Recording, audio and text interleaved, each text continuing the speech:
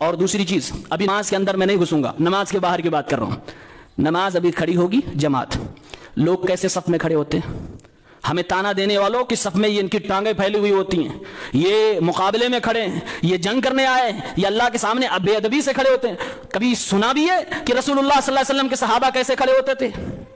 आओ, वो नेमत तो आपके पास नहीं है, अल्लाह का एहसान है, वो नेमत हमारे पास है। सुनो, बुखारी शरीफ किताबुल अज़ान हदीस नंबर 723, अल्लाह के हबीब सल्लल्लाहु अलैहि वसल्लम फरमाते हैं, सव्वू सुफूफकुम फइन्न तस्वियतस सुफूफी मिन इकामतिस सलाह, अपनी नमाजों को, अपनी सफों को दुरुस्त कर लो, क्योंकि सफों के दुरुस्त होने से नमाज कायम होती है। और एक रिवायत है मिन तमामिस सलाह, सफ दुरुस्त होती है तो नमाज मुकम्मल होती है। सही मुस्लिम हदीस नंबर 432, इमाम कायनात मोहम्मद रसूलुल्लाह फरमाते हैं, इस्सऊ, सफों को बराबर सराबर कर लो, वला तख्तलिफू, इधर उधर होके न खड़े हो, इख्तिलाफ न करो, आपस में दूसरे से दूर होके न खड़े हो, फतख्तलिफ कुलूबुकुम, सफ बंदी सही से नहीं करोगे तो दिलों में अल्लाह नफरत डाल देगा, आपस में अपने भाई के दुश्मन हो जाओगे। इमाम कायनात मोहम्मद रसूलुल्लाह फरमाते हैं, सुनन अबू दाऊद हदीस नंबर 666, अल्लाह के रसूल सल्लल्लाहु अलैहि वसल्लम फरमाते हैं, अकीमू सुफूफकुम, अपनी सफों को दुरुस्त कर लो, वहाजू बैनल मनाकिब, और कंधों को बराबर कर लो, वसुद्दुल खलल, और एक नमाजी दूसरे नमाजी के बीच में जो खाली जगह है उसको भर लो,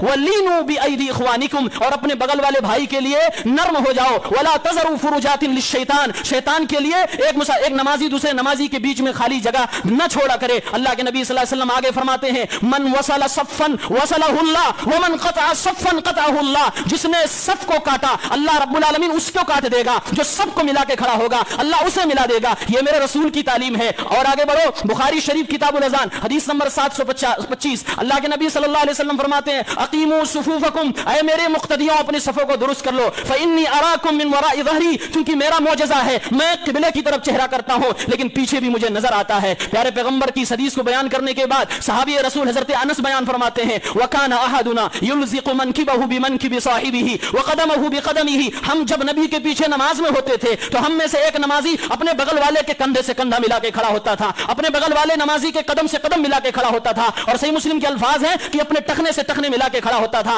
आज हम वही करते हैं तो तुम मुझे गुस्ताख कहते हो, तुम मुझे अल्लाह के सामने बेअदब खड़ा होने वाला कहते हो। जाओ नबी की हदीसों को खोल कर देखो, सही बुखारी उठाओ, सुनन नबी दाऊद उठाओ, सही मुस्लिम उठाओ, अल्लाह के नबी की सहाबा के बयानात उठाओ, उनके देखे हुए आंखों के हाल को देखो, मस्जिद नबी के अंदर सहाबा की पड़ी हुई नमाजों को देखो, और फिर कलेजा थाम के बोलो तुम गुस्ताख नबी के हो कि हम अल्लाह के सामने बेअदब खड़े हो रहे हैं। अगर ये बेअदबी है तो सहाबा ने भी बेअदबी की है, नऊजुबिल्लाह। अगर ये बेअदबी है तो नबी के सामने ये बेअदबी की गई और मेरे नबी ने बर्दाश्त किया है। ये बेअदबी नहीं है, ये नबी का तरीका है, ये नबी की सुन्नत है। लेकिन आज तुम्हारी मस्जिदों में ये सब बंदियां कहां चली गई, कहां गए? क्यों आप अपने कदम भगाते हो? अगर कलेजा है, नबी को मानने वाले हो, नबी की सुन्नत पे अमल करने वाले हो, आज ही से अपनी सफों को बदल लो और मिलजुल कर खड़े होने का तरीका इख्तियार कर लो। फिर दूसरों पे ज़बानी चलाना, ये भी नमाज के अंदर एंट्री नहीं हुई है, ये नमाज के बाहर बाहर की बात हो रही है। आपकी अजान की टाइमिंग में गलती है। अल्लाह के नबी सल्लल्लाहु अलैहि वसल्लम की हदीस कुछ और कहती है। प्यारे पैगंबर फरमाते हैं इशा की नमाज में ताखीर होगी, आप उसको भी पहले पढ़ते हो। प्यारे पैगंबर फरमाते हैं हर नमाज अव्वल वक्त में होगी, आप असर की नमाज ताखीर से पढ़ते हो।